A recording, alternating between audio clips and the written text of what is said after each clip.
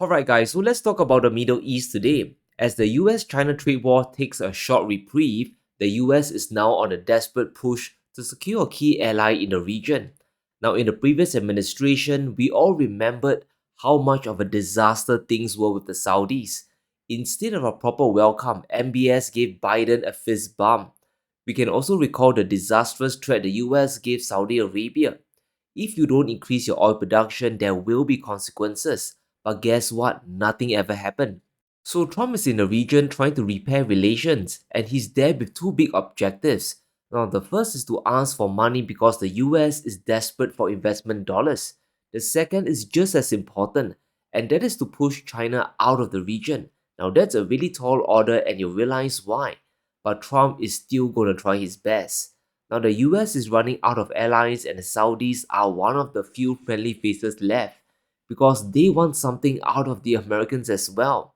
So, welcome to this new transactional world that Trump himself created. Now, trying to displace China is an extremely tall order because they are the biggest buyer of Saudi oil. In 2024, even though volumes decreased, Beijing still bought 1.6 million barrels a day of crude from the Saudis.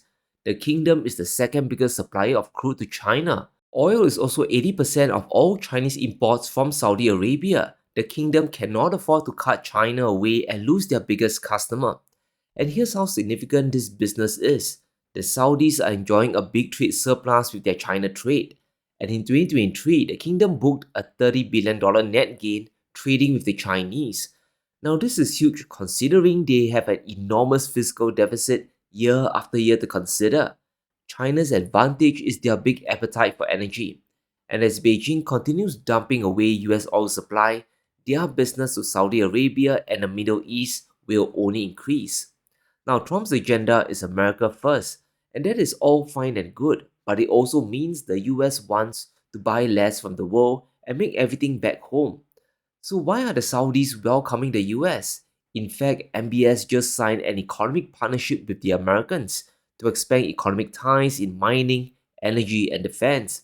It has been a classic Middle Eastern strategy for decades. Now, you do business with China and extract whatever benefits they can from the US as well.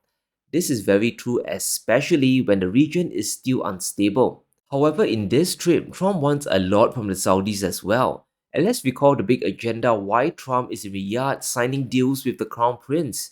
That Saudi Arabia will be investing at least $600 billion in America, but I'll be asking the Crown Prince, who's a fantastic guy, to round it out to around $1 trillion. I think they'll do that because we've been very good to them. The US needs money to fund the AI race and maintain that technology lead against China. Now, Trump wants $1 trillion from Saudi Arabia and understand the fiscal handcuffs the US economy is in. Now, yields in the US are still trending higher. The de-escalation with China has pushed borrowing costs up, and we are moving dangerously close towards the April panic levels. The 10-year was firmly at 4% before the reciprocal tariffs even began, and after all the twists and turns, we are heading back towards 4.5%. So there's no way at all for the administration to come up with the money themselves. We are back in an inflation panic, and if Besson goes ahead to issue a tsunami of bonds for subsidies or direct investment, it will reverse the recent CPI report. Inflation could spike higher and the dollar U-turn and crash again. So America is in a very precarious position. They need countries to keep investing into US companies to keep the wheels spinning. But unlike China, there's no room left for domestic support. Now, during Trump's meeting in Saudi Arabia, there's been big chatter about the kingdom committing a ton of money. And according to Trump, the Saudis are going to commit $600 billion in US investments. Firstly, this is an enormous jump for what actually happened in 2023. The kingdom then piled in less than $10 billion 2 years back. So we are talking about a 60 times jump. It's also important to realize that the commitment is not investment deals signed in black and white. What Trump wants is money and jobs to flow into the US to boost domestic GDP. But that would mean private companies making business decisions. And unless MBS mobilizes money from the Saudi investment fund, this $600 billion commitments might just be an empty promise. The kingdom themselves, they're already facing an enormous fiscal deficit. There's big speculation that Saudi Arabia actually helped Trump out. They did Trump a solid by getting OPEC to flood the market with oil to bring prices down, to in fact lower inflation as best as they can for Trump. But in effect, that also decimated their own oil revenues as well. Since the third quarter of 2022, Saudi Arabia has been in a consistent deficit, and in Q1 this year, they posted their biggest deficit of $15.7 billion, and this is excluding the recent crash in oil prices in April, which means the deficit could get even worse in Q2 and beyond. The Saudis will be issuing more bonds to fund their operations, so the only option left is to borrow money. But will the kingdom drive themselves deeper into debt for Trump? Now, chances are they won't. Saudi Arabia themselves, they have their own mega projects to fund, and it's unthinkable to borrow $1 trillion just to give Trump his investment money. The kingdom has already earmarked nearly $2 trillion worth of projects to diversify the Saudi economy. We have tens of billions spent on resorts and tourism alone, building industrial cities like Oxagon and revamping the old ones like the Divya Gate is going to cost over $100 billion easily. But what takes the cake is NEOM, Saudi Arabia's self-sustaining planned city built in the desert. It will also act as an economic zone, but focus on the price tag. It's the biggest circle here.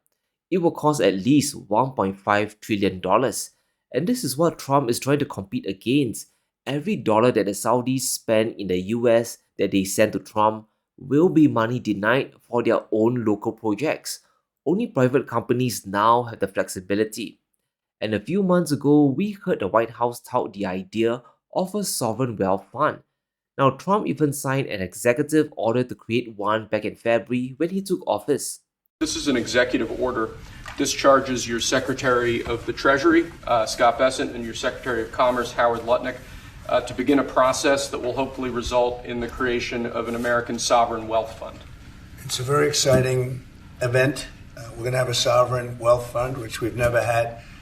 We have a lot of things that create wealth, and you're seeing that over the last 2 weeks. I think we've created more wealth.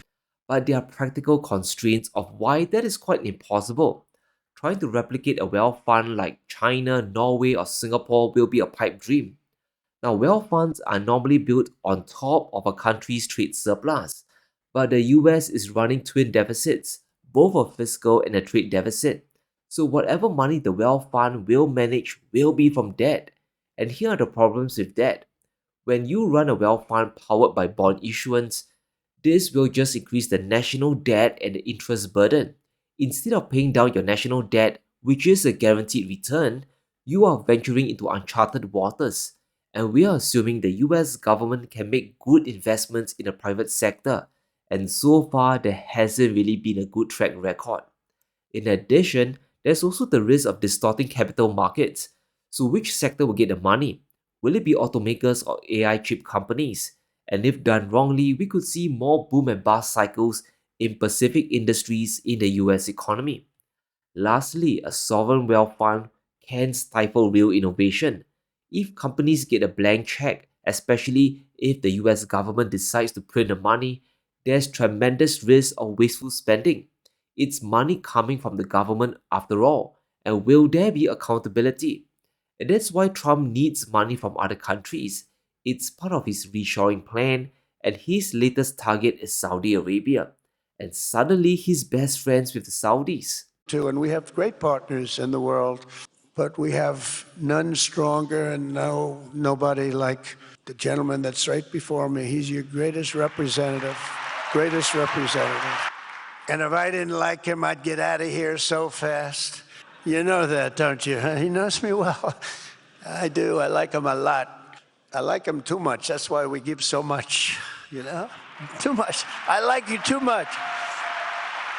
And to seal the deal, the US is moving to unleash their biggest advantage, which is access to AI chips. And this is something the US is ahead of China, and Trump is now using it to his advantage. Nvidia will partner with Saudi Arabia's AI startup Humane.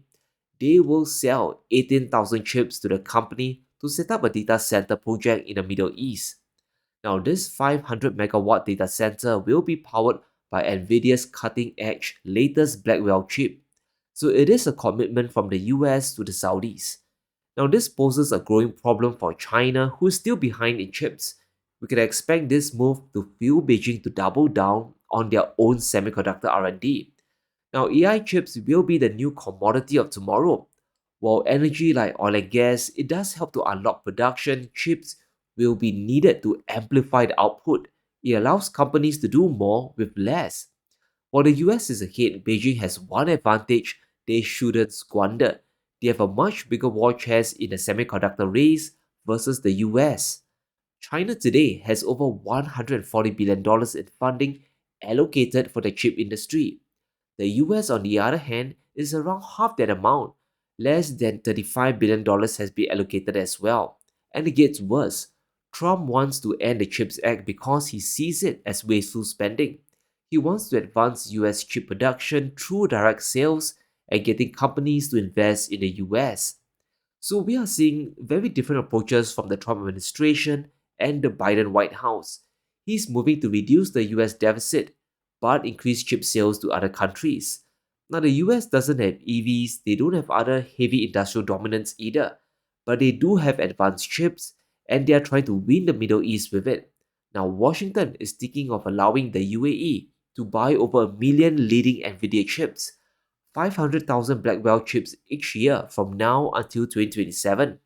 And according to reports, one-fifth will go directly to Abu Dhabi's AI firm G42, but the rest will go into US companies building data centers in the country. Now, this is actually a very serious move to use AI to gain dominance in the region. Countries use economic policy to influence statecraft all the time, and this is one example. This time, Trump is using tariffs on the world and chips for the Middle East. So if you're China, the race is on. The only solution left is to go pedal to the metal in the AI race. Beijing will have to ramp up their fiscal efforts to boost the entire Chinese economy. And we just don't mean increasing domestic demand, but also wrapping up stimulus for their semiconductor industry. And guess what? They can definitely do it. The China US 10-year Treasury spread gives us a very clear picture. China's borrowing cost is 250 basis points cheaper than the US Treasury. The US has to issue debt at over 4.4%, while China can issue theirs at under 1.9%. The cost of capital for Beijing is much lower, and this difference is here to stay for quite a while longer. The Chinese do have the room to increase their funding, so the race for chips is on. The US might be in the lead, but they don't have the fiscal room to maneuver. China does, and their cost of research is likely much lower as well. So the road ahead is quite clear. The US is forcing China to run faster now. We can expect Beijing to start flooding the economy with massive amounts of money, not just to boost consumption, but to advance their semiconductor industry as well. But let me know what you think. Will the Saudis really invest $1 trillion in the US? And will the Middle East drift closer to the US just because of chips? Let me know in the comments below. Stay safe. Be sure to smash the like button and subscribe as we navigate through these crazy times.